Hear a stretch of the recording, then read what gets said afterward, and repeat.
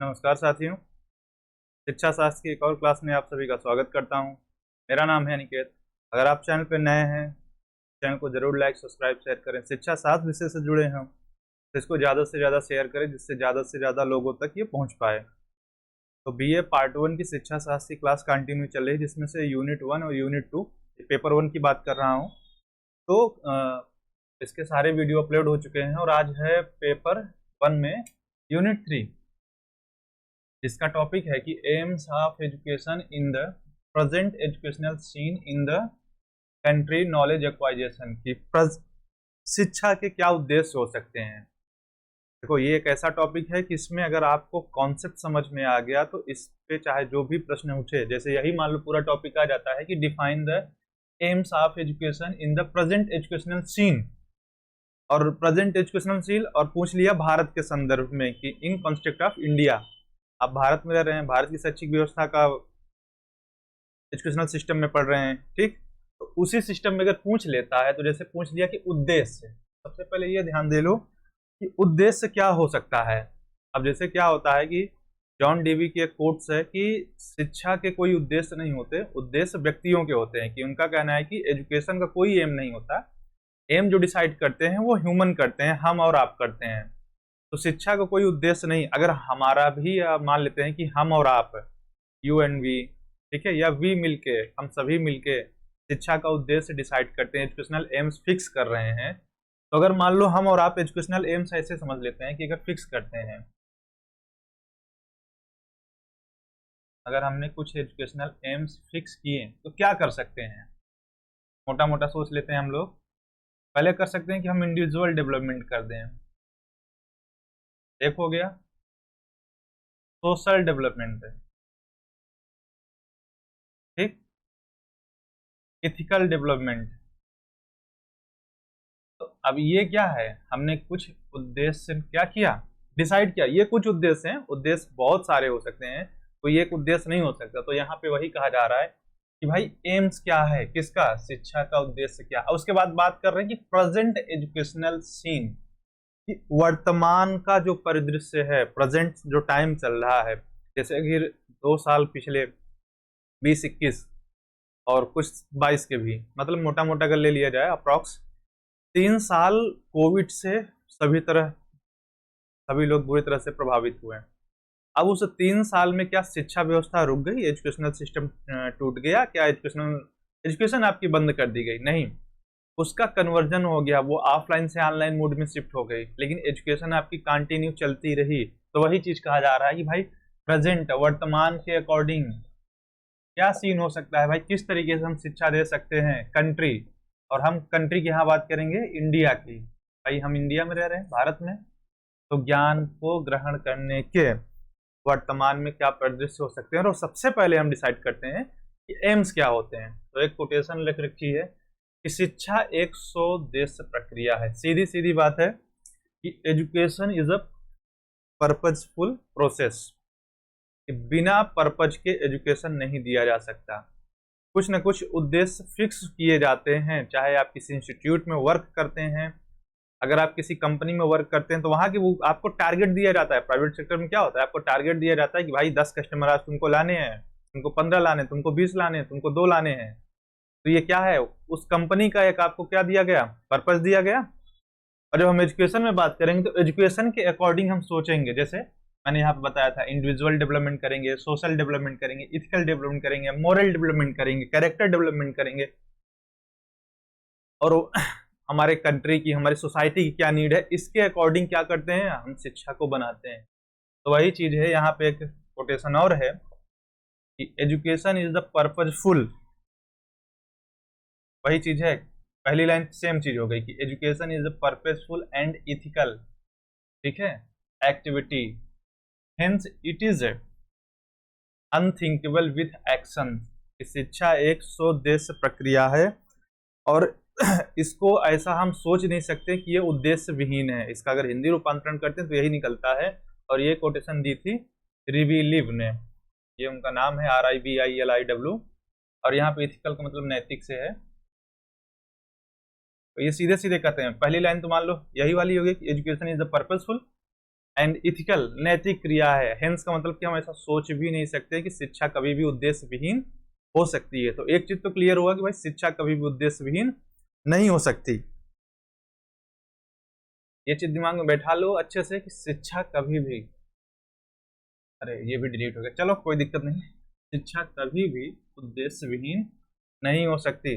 चाहे आप आगे जब पढ़ेंगे, चाहे शिक्षा के भले कोई उद्देश्य ना होते हैं, उद्देश्य व्यक्तियों के भी होते हैं, लेकिन फिर भी शिक्षा उद्देश्य विहीन नहीं हो सकती, क्योंकि अगर हम ही शिक्षा दे रहे हैं तो उद्देश्य कुछ ना कुछ होगा, हम पर्पज बना के रखेंगे। जैसे और आसान भाषा में समझ लो, हर कोई जब से ये CUCT वाला कॉन्सेप्ट आया है तो हर कोई यहाँ का लोकल नहीं है, ठीक। कोई बिहार से आया है, कोई MP से आया है, कोई राजस्थान से आया है, ठीक है, कोई JK से आया है। अब ये सब अलग अलग जगह से कहाँ पे आए हो, मान लेते हैं एक सेंटर दे देते हैं हम, दिल्ली। सब अलग अलग जगहों से दिल्ली आ गए हो, क्यों आए हो? यहाँ पे आप सभी का एक उद्देश्य है, क्या? एजुकेशन लेना। तो जब इस एजुकेशन को लेने के लिए आए हो, और उद्देश्य क्या है सबका? एजुकेशन। आप कैसे कह सकते हो कि एजुकेशन परपेचुअल नहीं हो सकता? तो एक चीज क्लियर समझ लो कि शिक्षा कभी भी उद्देश्य विहीन नहीं हो सकती। अब आप लोगों को बस ये समझना है कि प्रेजेंट सिनारियो में कैसे किया जा सकता है। तो चलो हम थोड़ा सा पहले मोटा मोटा एम्स ऑफ एजुकेशन देख लेते हैं। कुछ एम्स तो होंगे ना इसके, एम्स ऑफ एजुकेशन। अब अगर इसके उद्देश्य कहें तो दिशा निर्देश प्रदान करते हैं, यानी हमें डायरेक्शन देती है।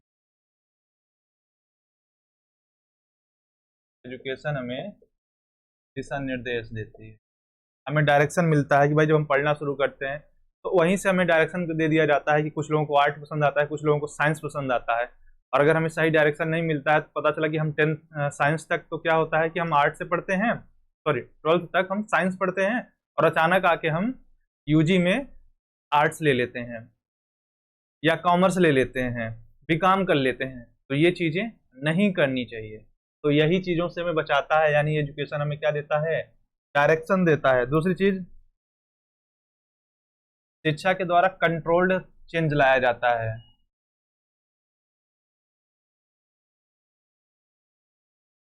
कंट्रोल्ड चेंज, यहाँ पे इसको बोलते हैं नियंत्रित परिवर्तन।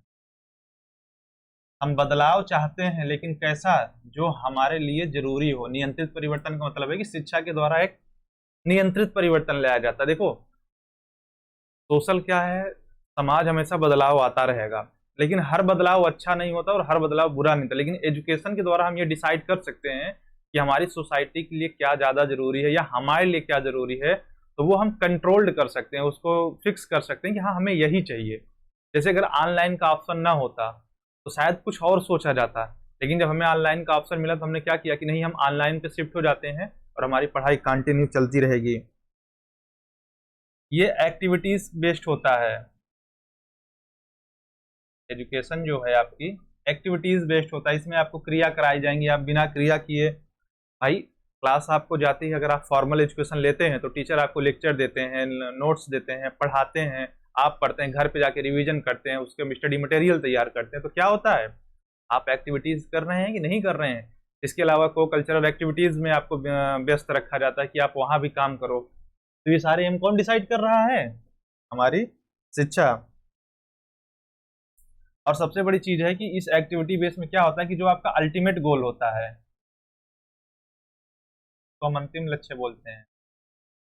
जैसे सबका अलग अलग होगा, कोई IAS बनना चाह रहा होगा, कोई PCS बनना चाह रहा होगा, ठीक है, कोई डॉक्टर बनना चाह रहा होगा, कोई प्रोफेसर बनना चाह रहा होगा। तो ये सारे लक्ष्यों को डिसाइड करने की जो एक्टिविटीज कराती है वो हमारा एजुकेशन कराता है। वो फिक्स करता है कि आप इसी डायरेक्शन में आगे बढ़ो, किसी और डायरेक्शन में आगे मत बढ़ो। मतलब वो पहले ही चीज जो उसने कहा कि नहीं, डायरेक्शन देता है।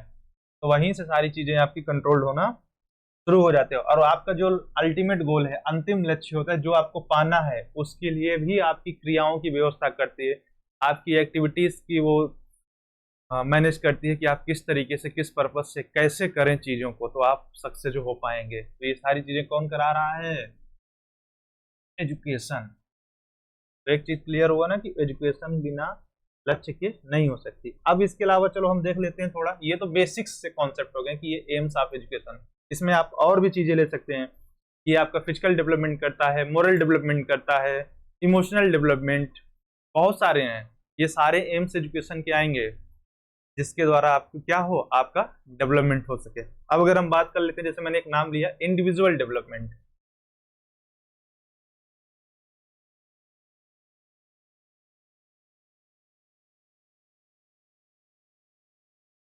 अब आपको व्यक्तिगत तरीके से ये शिक्षा क्या करती है, आपका व्यक्तिगत विकास भी करती है। ऐसा नहीं कि शिक्षा सिर्फ सोशल सोसाइटी की बात करेगी जो समूह के लिए ही तैसी हो, यानी जो कि वो कहते हैं ना कि वेल्थ फॉर एवरीथिंग, थोड़ा गलत हो गया लेकिन समझने की बात ये है कि जो सभी के लिए सही हो, कि ऑल इज वेल बोलते हैं ना कि चलो अंत भला तो सब भला या सब कुछ अच्छा हुआ।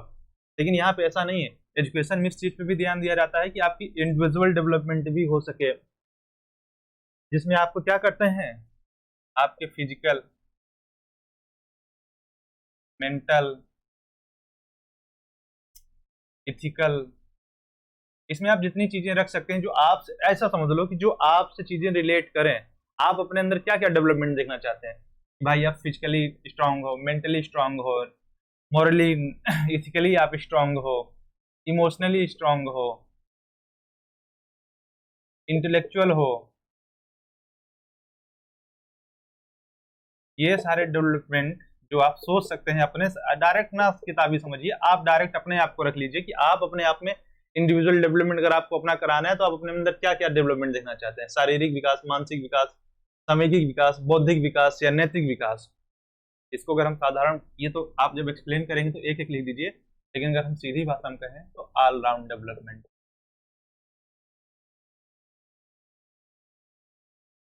हम ऑल राउंड डेवलपमेंट की बात करते हैं। आपके इंडिविजुअल डेवलपमेंट में जब हम बात करें कि भाई आपका कुछ भी छूटे ना, आपको हम क्या करते हैं, आपकी पर्सनालिटी डेवलप की जाती है, पर्सनालिटी डेवलप की जाती है, आपको इंटरेक्शन करना सिखाया जाता है कि आपस में कैसे इंटरेक्ट करें, दूसरों से इंटरेक्शन कैसे किए, लोगों के बीच में बातचीत कैसे करें, आपको कम्युनिकेट करना सिखाया जाता है, सही तरीके का कम्युनिकेशन कैसे किया जा सकता है, फॉर्मल कम्युनिकेशन क्या होता है, नॉन फॉर्मल कम्युनिकेशन क्या होता है। तो ये सारी चीजें कहाँ आ रही हैं, इंडिविजुअल डेवलपमेंट में। इसके बाद आ जाता है सोशल एंड नेशनल डेवलपमेंट। हम देख लेते हैं, तो ये समझ में आ गया इंडिविजुअल डेवलपमेंट में आप अपने आप को सेंटर में रख के सोच लीजिए आप अपने अंदर क्या क्या विकास करना चाहते हैं। अब हम बात कर लेते हैं social and national development. Social and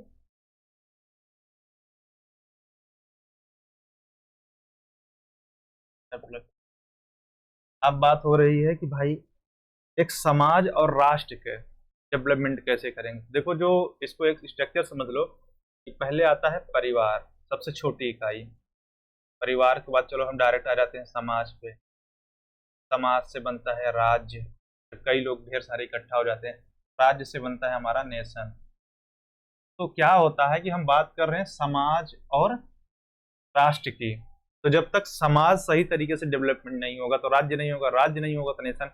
तो फिलहाल हम यहाँ पे राज्य को भी हटा देते हैं क्योंकि राज्य हमारे कॉन्सेप्ट में नहीं है। सीधे सीधे सोसाइटी को यहाँ पे एज ए स्टेट भी आप देख सकते हैं और नेशन के रूप में, कि भाई अगर समाज डेवलपमेंट हुआ, आपका सोशल डेवलपमेंट हुआ, सामाजिक विकास हुआ, तो राष्ट्रीयता का डेवलपमेंट होगा ही होगा आपके अंदर। अब इसका एक सीधा सा कॉन्सेप्ट है कि भाई अगर हम सोशल एंड नेशनल डेवलपमेंट करना चाहते हैं तो हम क्या करेंगे कि एक अच्छा सामाजिक व्यक्ति, एक गुड सोशल पर्सन का हम डेवलपमेंट करेंगे, जो क्या करेगा,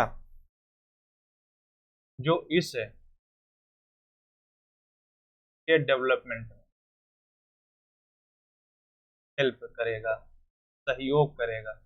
मतलब अगर हम एक यहाँ पे गुड पर्सन को क्रिएट कर दें,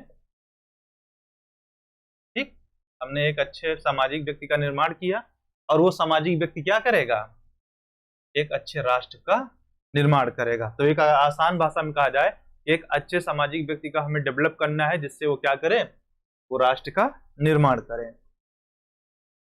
इसका एकदम आसानी भाषा में यही समझ लो।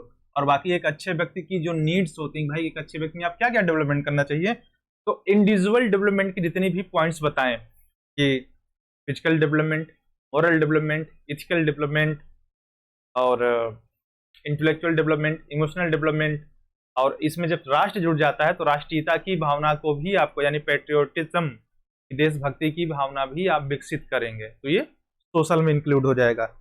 इसके अलावा आप क्या विकसित कर सकते हैं, ये सारे ध्यान देना कि एम्स ऑफ एजुकेशन का कॉन्सेप्ट में चल रहा है। अब यहाँ पे इसके अलावा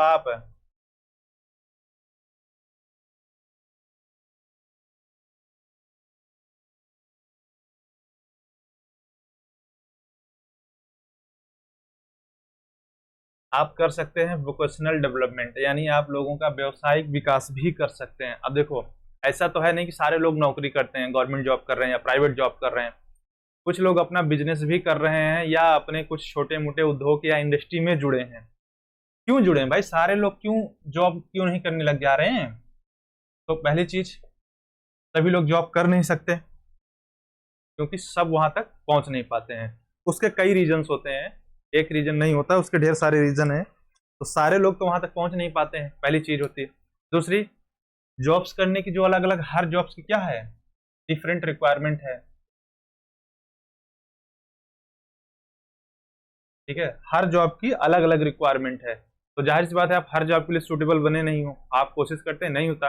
और इसके अलावा अगर आप सिर्फ सारे लोग जॉब करते लग जाएंगे तो जो हमारी अलग चीजें हैं, जो डिफरेंट चीजें, हमारी इंडस्ट्रीज हैं, जैसे हमारा एग्रीकल्चर है, ठीक है, हमारा खेती किसानी हो गया, जो हमारे लघु उद्योग हैं, छोटे, ठीक है, जो हमारे क्राफ्ट का वर्क है, ठीक है, हैंड एंड क्राफ्ट का, तो वो सारे क्या होंगे, वो विलुप्त हो जाएंगे। वो धीरे धीरे क्या हो जाएगा, अगर सारे लोग जॉब करने लग जाओगे, बाकी चीजें नहीं हो पाएंगी। इसलिए सारे लोग जॉब नहीं करते, तो वोकेशनल डेवलपमेंट का जो कॉन्सेप्ट है, वैसे इस चीज को मैंने हाँ पेपर 2 में थोड़ा सा बताया था कि वोकेशनल डेवलपमेंट क्या होता है। वोकेशनल डेवलपमेंट का जो कॉन्सेप्ट होता है कि आपको किसी स्किल में दक्ष करना है, यानी मास्टरी करना है, कि अगर आप एजुकेशनल स्ट्रीम में या जो आप पढ़ाई करते हैं, स्टडी करते हैं, उसमें अगर करियर नहीं बना पाते हैं, तो एटलीस्ट आपके अंदर कोई ना कोई एक ऐसी स्किल होगी जो डेवलप की जाती है आपकी स्टडी के दौरान, कि जिससे आप अपना जीवन यापन कर पाएं। तो एक चीज हो गया वोकेशनल डेवलपमेंट। इसके अलावा हम क्या करेंगे, आपका सांस्कृतिक विकास करेंगे, तो हम कल्चरल डेवलपमेंट बोलते हैं। भाई हमारी अपनी एक कल्चर है, सभ्यता है, हमें उसको भी बचा के रखना है। हमें इसमें क्या करना है, इसको डेवलप करना है, इसको ट्रांसफर करना है, इसको सेव भी करना है। हमें अपने कल्चर को एक तो विकसित करना है, और ज्यादा अच्छा बनाना है, और ज्यादा उसमें चीजें लानी है। दूसरा, उसे पीढ़ी दर पीढ़ी, मतलब हमें अपने पिता से मिली, आपको, फिर मैं अपने बच्चों को दूंगा, वो फिर अपने बच्चों को देंगे। तो इसे बोलते हैं ना कि जनरेशन टू जनरेशन ट्रांसफर करना है, और उसको हमें संरक्षित भी करना है, सेफ भी बचाए रखना है, कि हाँ इसमें चीजें अतिक्रमण न होने पाए, कोई इसका रूप बदल न दे। तो इन चीजों का भी हमें ध्यान देना है। इसके अलावा मोरल डेवलपमेंट ऑलरेडी हो चुका है, लेकिन फिर भी यहाँ पे आप लिख सकते हैं अदर्स में vocational development, cultural development, moral development, और आपके आध्यात्मिक विकास, इसको हम बोलते हैं स्पिरिचुअल डेवलपमेंट। वो सारे कहाँ से, देखो 2 पॉइंट बताया था, पहला इंडिविजुअल बताया था, ये तीसरा पॉइंट है। दूसरा मैंने बताया था सोशल एंड नेशनल, और ये तीसरे में ढेर सारे पॉइंट है, जिसमें से वोकेशनल हो गया, कल्चरल हो गया, मोरल हो गया, अब ये चल रहा है स्पिरिचुअल डेवलपमेंट। तो इन सब का भी आपका विकास किया जाएगा। देखो एजुकेशन का एक सीधा सा कॉन्सेप्ट है कि ऑल राउंड डेवलपमेंट की बात करता है, और ये सारे डेवलपमेंट हम किसके ध्यान में रखते हैं कि प्रेजेंट एजुकेशनल सीन में। अब इसमें एक चीज हो सकती है कि किसी चीज को कम फोकस किया जाए, किसी चीज को ज्यादा फोकस किया जाए, हमारे प्रेजेंट की नीड के अकॉर्डिंग, कि भाई प्रेजेंट में हमें क्या है। जैसे इस समय अगर फोकस करें साधारण भाषा में, तो प्रौद्योगिकी, टेक्नोलॉजी पे ज्यादा जोर दिया जा रहा है कि भाई तकनीकी का विकास ज्यादा किया जाए, जिससे बच्चे नई नई चीजों का डेवलपमेंट हो सके और बच्चे उसका यूटिलाइज कर पाए। तो ये प्रेजेंट एजुकेशनल सिनेरियो है। साइंस पे ज्यादा फोकस किया जा रहा है, और जबकि अगर हमारे अपना एंशियंट एरा देखें, तो हमारे आर्ट, हमारे कल्चर, हमारी स्पिरिचुअलिटी, इन चीजों पे ज्यादा फोकस किया जा रहा था। नो डाउट उस समय भी जो तकनीकी थी वो डेवलप थी, वो साइंस था वो भी डेवलप था, लेकिन फोकस किस पे किया जा रहा था, उस समय की तात्कालिक नीड थी, उस समय क्या जरूरत थी। तो सेम यही चीज है कि प्रेजेंट में जो होगा हम उनमें से किसी एक चीज को फोकस ज्यादा, कुछ चीजों को ज्यादा फोकस करेंगे सीधे शब्दों में कि किसी चीज को ज्यादा इंपॉर्टेंट देंगे और कुछ को हम कम इंपॉर्टेंट देंगे। इसके अलावा आपके इंटेलेक्चुअल यानी बौद्धिक विकास की बात की जाती है।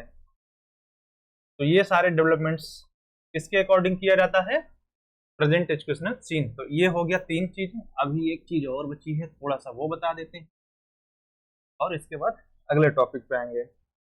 अब अगर हम प्रजातांत्रिक उद्देश्य की बात करें यानी डेमोक्रेटिक एम्स क्या होंगे, भाई हम जहां रह रहे हैं उसे हम प्रजातंत्र बोलते हैं, लोकतंत्र बोलते हैं, जनतंत्र बोलते हैं। इन सब की स्पेलिंग एक सॉरी जो इंग्लिश वर्ड में यूज किया जाता है हम डेमोक्रेटिक यूज करते हैं। तो इसका क्या मतलब है, हम प्रजातंत्र में रह रहे हैं ना, इसका मतलब क्या, इसका मतलब ये है कि जनता के द्वारा, मतलब बाय पब्लिक, कि पब्लिक जिसे सर्व चूज कर ले किसे रूल करने के लिए कि हाँ आप हमें सही डायरेक्शन दिखाएं, हमारा सही से ध्यान रखें और हमें डेवलप करें। तो मतलब साधारण भाषा में कि जनता के द्वारा चुना गया प्रतिनिधि जिसने जनता ने चुना है कि हाँ आप रूल करो। जैसे इसीलिए हमारे यहाँ क्या होते हैं, चुनाव होते हैं हर पंचवर्षीय, और क्या होता है कि हम किसी एक को चुनते हैं, और कोई एक यहाँ पे परमानेंट फिक्स नहीं होता कि यानी यहाँ बाई बर्थ का कॉन्सेप्ट नहीं चलता कि जैसे पहले चलता था कि राजा का ही बेटा राजा बनेगा, नहीं, आज कोई भी उठ के आगे आ सकता है। तो अब प्रजातंत्र के अकॉर्डिंग क्या एम्स हो सकते हैं, तो सबसे पहले ये बात कहते हैं कि कैपेसिटी ऑफ क्लियर थिंकिंग।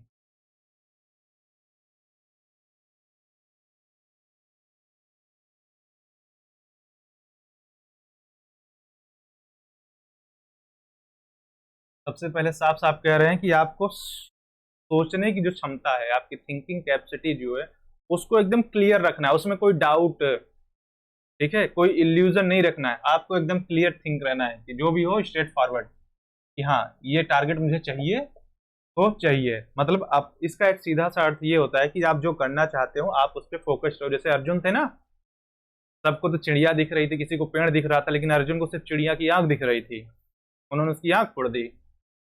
तो यही चीज है कि भाई सबसे पहले कि आपकी कैपेसिटी ऑफ क्लियर थिंकिंग की, आप जो भी करना चाहते हैं वो क्या हो, आपका क्लियर हो। आप क्या करें, न्यू आइडियाज को लाएं,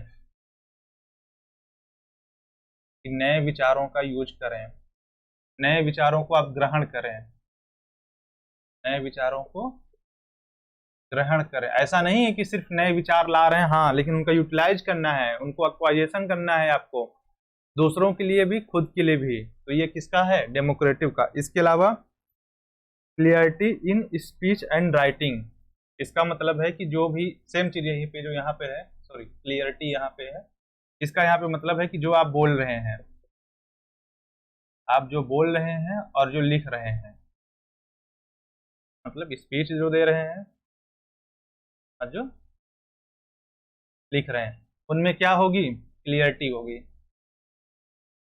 भैया हाँ, मुझे कोई संदेह नहीं, जो मैं बोल रहा हूँ वो मेरे स्पष्ट वाक्य हैं, जो मैं लिख रहा हूँ वो भी मेरा क्लियर सेंटेंस है कि हाँ ये मैंने ही लिखा है, इसमें कोई डाउट, कोई संदेह या मुझे सोच विचार करने की जरूरत नहीं, मैंने बहुत ही सोच समझ के इसको लिखा है। इसके अलावा देशभक्ति की भावना को डेवलप करना, जब मैंने अभी बोला था ना पेट्रियोटिज्म, भाई आपके अंदर नेशन है, प्रजातंत्र है, तो प्रजातंत्र में भी इस भावना का ध्यान रखा जाता है कि आप देशभक्ति की भावना आपके अंदर डेवलपमेंट हो। ऐसा नहीं कि आप बाई बर्थ पैदा होते ही देशभक्त बन जाते हो, ऐसा नहीं है, उस समय के साथ आपके कल्चर के साथ आप डेवलप होते हो। तुरंत नहीं होता कि आप पैदा होते ही नहीं हाँ हम पैदा हुए हम सबसे बड़े देशभक्त बन गए, ऐसा बिल्कुल नहीं होता। आप धीरे धीरे चीजों को सीखते हो, जब आप सीखते हो, समझते हो, अंडरस्टैंड करते हो, तब जाके आपके अंदर ये जो देशभक्ति की भावना है ना, तब ये जाके बर्थ होता है इसका। तुरंत नहीं आती, ये बाई बर्थ नहीं मिलती, आपको इसको एक्वाइजेशन करना पड़ता है, सीखना पड़ता है, समझना पड़ता है। और शिक्षा का आधुनिकीकरण करना है, यानी मॉडर्नाइजेशन करना है समय के अनुसार। ये जो आधुनिकीकरण है, मॉडर्नाइजेशन है कि भाई हमें इस समय की क्या नीड है, इस पे हम फोकस करेंगे।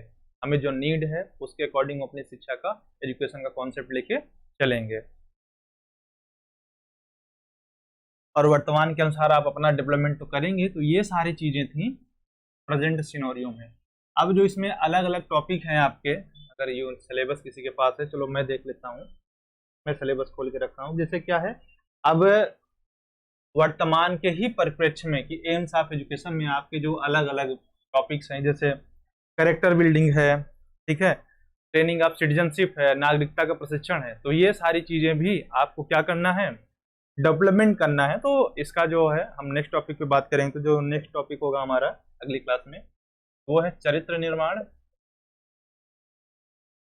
दो टॉपिक कवर करेंगे नेक्स्ट क्लास में, एक ये हो गया और दूसरा नागरिकता का प्रशिक्षण। तो ये हम नेक्स्ट टॉपिक पे बात करेंगे। और एक बार फिर कह रहे हैं कि जितने भी लोग हैं चैनल को, वीडियो को देख रहे हैं, तो यार इसको ज़्यादा से ज़्यादा सब्सक्राइब कर दो। सब्सक्राइब शेयर करने का कोई पैसा नहीं लगता, बेल आइकन दबा दो और इसको ज़्यादा से ज़्यादा शेयर कर दो। सारी क्लासेस आपको फ्री मिल रहे हैं, सारे टॉपिक से धीरे, ऐसा तो है नहीं कि देखो कि एक ही दिन में सारा आपको कॉन्सेप्ट मिल जाएगा। वीडियो शूट करने में टाइम लगता है, बनाने में, कॉन्सेप्ट तैयार करने में। और चैनल भी है टेलीग्राम पे, तो उसको भी ज्वाइन करो, उसका लिंक डिस्क्रिप्शन में है। तो सभी से कह रहा हूँ कि यार ज़्यादा से ज़्यादा शेयर कर दो, शेयर और सब कराओ, जिससे क्या होगा, जितना ज़्यादा शेयर सब्सक्राइबर बढ़ेंगे मैं उतना तेजी से इस पर काम करूँगा। और उससे ज़्यादा, जैसे अभी मैं टारगेट किया हूँ कि बीए पार्ट 1 को लेके, चलो ठीक है भाई बीए पार्ट 1 करता हूँ। इसके अलावा पार्ट 2 भी है, पार्ट 3 है, पीजी की क्लासेस हैं और नेट है। और एक चीज़ हाँ एक है कि जिन लोगों को नेट की क्लास लेनी हो उसकी मैं पेड बैच चलाता हूँ। तो नंबर उस पर शो हो रहा होता है, तो उसके थ्रू डायरेक्ट कांटेक्ट कर सकते हो। वो व्हाट्सएप नंबर भी है, टेली नंबर भी है। तो नेट के लिए जिन लोगों को पढ़ना है, जिनका पीजी चल रहा है एजुकेशन से या जो कर चुके हैं, तो चैनल के थ्रू जो उसमें नंबर है उस पर चाहे टेलीग्राम चैनल पे जुड़ के बात कर सकते हैं, या डायरेक्ट आप व्हाट्सएप कर सकते हो, या कॉल करके बात करके डिसाइड कर सकते हो कि पढ़ना है या नहीं। ठीक है, तो उस पर आप हम बाद में चर्चा कर सकते हैं। तो नेट के लिए भी क्लासेस उस पर उपलब्ध हैं जिसको अगर पढ़ना है। ठीक है, तो एक बार फिर कह रहे हैं यार, चैनल को लाइक सब्सक्राइब शेयर कर दो ज़्यादा से ज़्यादा। ठीक है, थैंक यू।